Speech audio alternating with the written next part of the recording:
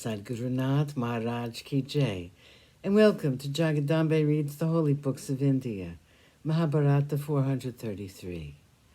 As you may remember, Bhima was telling Drona what he thought of him. You saw the game played once, and yet you're willing to let it be played again?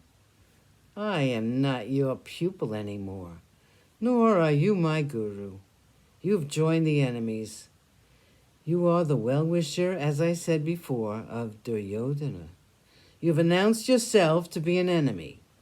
You will get the treatment due to an enemy. I'm not Arjuna, who's too fond of things of long ago. I am Bhima, the enemy of the sons of Dhritarashtra and of all those who fight for them. Bhima's eyes were like live coals. He was mad with fury against the man who had dared to expect respect from him. Bhima jumped down from his chariot and ran toward Drona with his mace uplifted. Drona jumped out of his chariot just in time to save his life.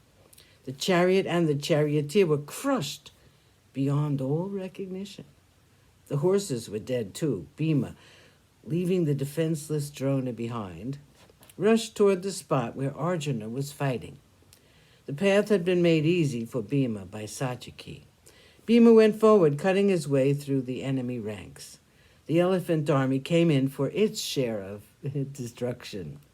Like the sun emerging from black clouds, Bhima came out of that huge army of elephants.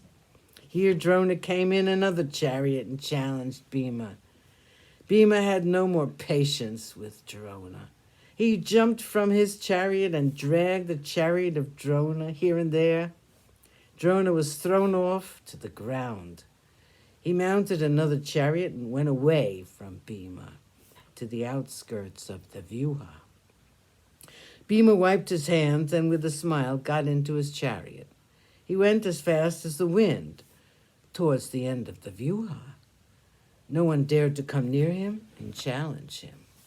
He hurled a terrible mace at the enemy host, and everyone fled at the sight of Bhima. Bhima followed the path that had been cleared by Satyaki. He had come to the end. There he saw Satyaki fighting. Bhima hurried past him and went further to get a glimpse of Arjuna. He went on. Suddenly, he saw Arjuna. It was Arjuna. There then came a cry of triumph from the throat of Bhima, which was like the roar of a monsoon cloud. It was heard all over the field. It resounded in all the four quarters. Bhima had given the signal which Yudhishthira had asked him to give.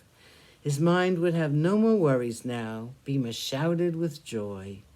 On hearing his war cry, Arjuna and Krishna were thrilled. They shouted out in return. They were eager to have a look at the brave Bhima who had come so far into the field.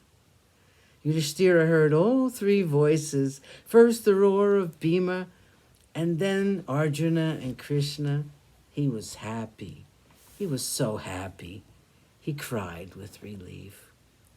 He told himself, Arjuna's alive. Bhima, the dearest of all my brothers, has always pleased me, and today he has pleased me as never before.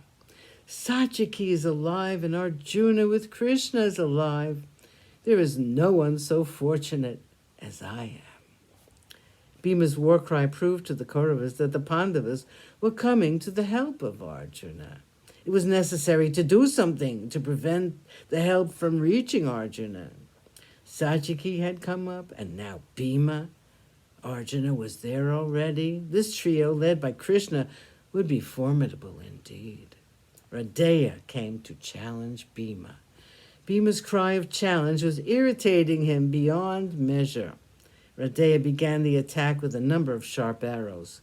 Laughingly, Bhima waved them aside with his own. He covered Radeya with a cloak of arrows. People were amazed at the sight. They had not seen the dexterity of Bhima with the bow so far.